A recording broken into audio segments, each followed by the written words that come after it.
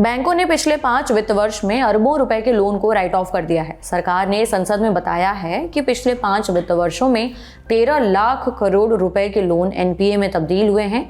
आज के खर्चा पानी में हम इसे पर विस्तार से चर्चा करेंगे, जानेंगे सरकार कितने अरब के लोन राइट ऑफ कर चुकी है, राइट ऑफ होता क्या है और ये कर्ज माफी से कितना अलग है, इसे कब एनपीए कहा जाता है, इसका बैंकों की फाइनेंशियल हेल्थ पर क्या असर होता है और फिलहाल देश के बैंकों की वित्तीय स्थिति है कैसी। इसके अलावा बात करेंगे कि अडानी और बिरला के सीमेंट बिजनेस को टक्कर देने के लिए कौन सी नई कंपनी आगे आती हुई दिख रही है। साथ ही जानेंगे फिलहाल सीमेंट सेक्टर का बादशाह कौन है। नमस्कार, मेरा नाम उपासना है और आप देखना शुरू कर चुके हैं द लल्लन टॉप का डेली फाइनेंशियल बुलेटिन खर्चा पानी। बैंकों ने पिछले 5 वित्त वर्ष में 9.9 लाख करोड़ रुपए के लोन को राइट ऑफ कर दिया है। सरकार ने संसद में ये जानकारी दी है। दरअसल राज्यसभा सांसद संजय सिंह ने संसद में सरकार से बैंकों द्वारा 5 साल में दिए गए लोन के आंकड़े मांगे जो एनपीए हो गए हैं।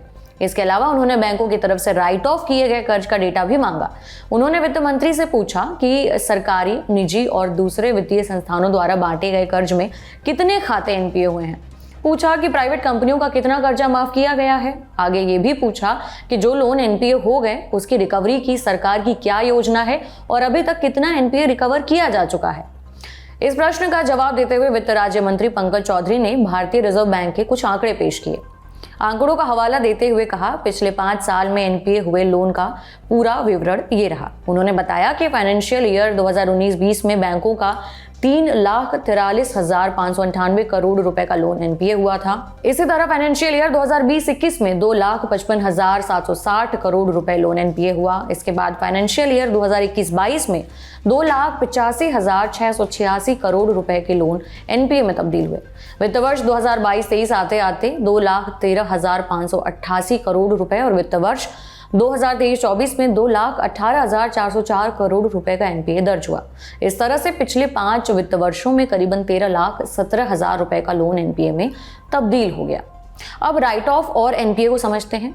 दरअसल जब बैंकों को अपने कर्ज की रिकवरी की उम्मीद नहीं रहती है तो बैंक इस तरह के कर्जों को बट्टे खाते में डाल देते हैं। मतलब एक तरह से बैंक अपने ऐसे कर्जों को लगभग डूबा हुआ ही मान लेते हैं। रिजर्व बैंक के नियम के अनुसार पहले ऐसे लोन को नॉन परफॉर्मिंग एसेट यानी एनपीए माना जाता है। फिर उसके बाद भी उनकी वसूली जब नहीं हो पाती और लोन रिकवरी की संभावना बहुत कम रह जाती है तो इस एनपीए को उठाकर बट्टे खाते में डाल देते हैं। बट्टे खाते में उस लोन को इसलिए डाला जाता है ताकि बैंक के बही खाते में उसकी बैलेंस शीट में इस कर्ज का जिक्र न हो और बैंकों के बैलेंस शीट जो है बही खाते वो साफ सुथरे बने रहे। वहीं रिजर्व बैंक के नियमों के मुताबिक अगर किसी बैंक के लोन की किश्त 90 दिनों तक यानी करीबन 3 महीने तक नहीं चुकाई जाती है तो उस लोन को एनपीए घोषित कर दिया जाता है, क्योंकि बैंक एनपीए को फिर फंसा हुआ कर्ज मान लेते हैं, मतलब जो वापस मिलने में दिक्कत आ रही है। एनपीए बढ़ना किसी भी बैंक के फाइनेंशियल हेल्थ के लिए अच्छा नहीं माना जाता। बकाया राशि को राइट ऑफ करने का मतलब ये भी नहीं हो जाता कि उस खाता धारक से कर्जे की वसूली नहीं होगी।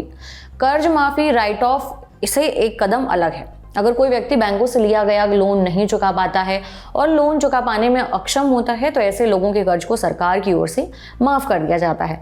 इस तरह की कर्ज माफी आमतौर पर किसानों की जाती है। देखा गया है कि चुनावों से पहले ऐसी कई तरह की कर्ज माफी की घोषणाएं की जाती हैं। कर्ज माफी की इस योजना में किसी बड़े कारोबारी कंपनी का लोन माफ नहीं किया जाता। अब हम लौटते हैं मूल खबर पर। वित्त राज्य मंत्री ने आप सांसद संजय सिंह के प्रश्न के जवाब में आगे कहा, आरबीआई के गाइडलाइंस और जो सरकारी बैंकों के बोर्ड ने मंजूर किया है उसके मुताबिक एनपीए के 4 सालों बाद फुल प्रोविजनिंग करके डूबे हुए कर्जों को बैंक की बैलेंस शीट से हटा दिया जाता है, यानी लोन को राइट ऑफ कर दिया जाता है। उन्होंने बताया कि बैंक अपने बैलेंस शीट की सफाई करने के लिए लोन को राइट ऑफ करते हैं, लेकिन लोन राइट ऑफ करने का ये कतई मतलब नहीं है कि कर्ज को माफ कर दिया गया है।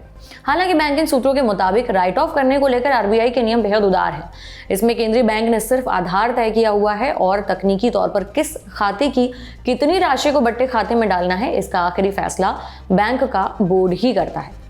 राज्यसभा में वित्त राज्य मंत्री पंकज चौधरी ने एक लिखित जवाब में यह भी बताया कि सरकारी, निजी और विदेशी बैंकों ने पिछले 5 वर्षों में यानी वित्तीय वर्ष 2019-20 से लेकर 2023-24 के बीच सूक्ष्म और लघु उद्यमों यानी एमएसई को दिए गए कुल कर्ज में 1,08,000 करोड़ रुपए के कर्जे माफ कर दिए हैं। आपको ये भी बता दें कि वित्त वर्ष 2023-24 में देश के बैंकिंग क्षेत्र ने 3 लाख करोड़ रुपए से अधिक का मुनाफा कमाया है। इस दौरान निजी और सरकारी दोनों सेक्टर के बैंकों का मुनाफा काफी तेजी से बढ़ा है। टाइम्स ऑफ इंडिया की एक रिपोर्ट के अनुसार देश के सरकारी बैंकों ने वित्त वर्ष 2023-24 में अब तक का रिकॉर्ड मुनाफा कमाया है। इस अवधि में कुल 12 बैंकों का फायदा बढ़ के 1,42,129 करोड़ रुपए पर पहुंच गया। ये वित्त वर्ष 2022-23 से 34% ज्यादा है। इन बैंकों ने 2022-23 में रिकॉर्ड 1.05 लाख करोड़ रुपए का प्रॉफिट कमाया था। सरकारी बैंकों के अलावा निजी क्षेत्र के बैंकों ने भी खूब मुनाफा कमाया है। रिपोर्ट बताती है कि 2023-24 में देश के निजी बैंकों को 1.7 लाख करोड़ रुपए का प्रॉफिट हुआ। इनके मुनाफे में सरकारी बैंकों से ज्यादा की बढ़ोतरी हुई है। अब बात करते हैं सीमेंट बिजनेस में चल रहे कॉर्पोरेट वॉर की। वैसे तो कॉर्पोरेट वर्ल्ड में दबदबे को लेकर अक्सर उद्योगपतियों में टसल सुनने को मिलती है। इन दिनों भी सीमेंट सेक्टर में ऐसा ही कुछ देखने को मिल रहा है। सीमेंट बिजनेस में आदित्य बिरला ग्रुप और अडानी ग्रुप पहले से ही एक दूसरे को कड़ी टक्कर दे रहे हैं। अब इस बिजनेस में जिंदल ग्रुप भी अपना पैर पसारने की तैयारी में है। जानते हैं कि पूरा मामला है क्या।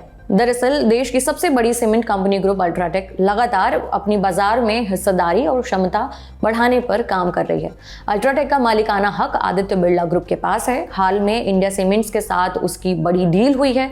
वहीं अडानी ग्रुप के स्वामित्व वाली कंपनी देश की दूसरी सीमेंट कंपनी अंबुजा सीमेंट तेजी से कई छोटी सीमेंट कंपनियों का अधिग्रहण कर रही है। गौतम अडानी ने सीमेंट सेक्टर में 2 साल पहले कदम रखा है, जबकि आदित्य बिरला ग्रुप की इस सेक्टर में सालों से मौजूदगी है। लेकिन दोनों ग्रुप अब तेजी से अपने सीमेंट बिजनेस का विस्तार कर रहे हैं, एक्सपेंशन कर रहे हैं। जहां एक तरफ बिरला ग्रुप की स्वामित्व वाली कंपनी अल्ट्राटेक सीमेंट 2 साल में कम से कम 6 बड़े डील कर चुकी है और अब इंडिया सीमेंट्स का अधिग्रहण करके 7वीं डील का ऐलान किया है। वहीं बिरला परिवार के एक फ्रैक्शन से बने सीके बिरला ग्रुप की कंपनी है ओरिएंट सीमेंट लिमिटेड। इस कंपनी के पास सालाना 85 लाख टन सीमेंट उत्पादन की क्षमता है। अब आदित्य बिरला ग्रुप और अडानी ग्रुप दोनों ही ओरिएंट सीमेंट को खरीदने के लिए बातचीत के दौर में है।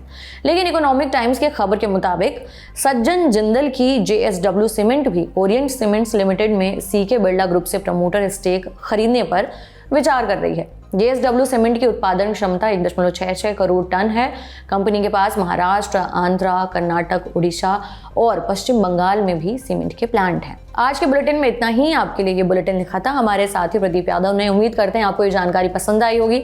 पसंद आई तो अपना फीडबैक जरूर दें कमेंट बॉक्स में। बाकी देश दुनिया की अन्य खबरों के लिए देखते रहिए दी लल्लन टॉप। शुक्रिया।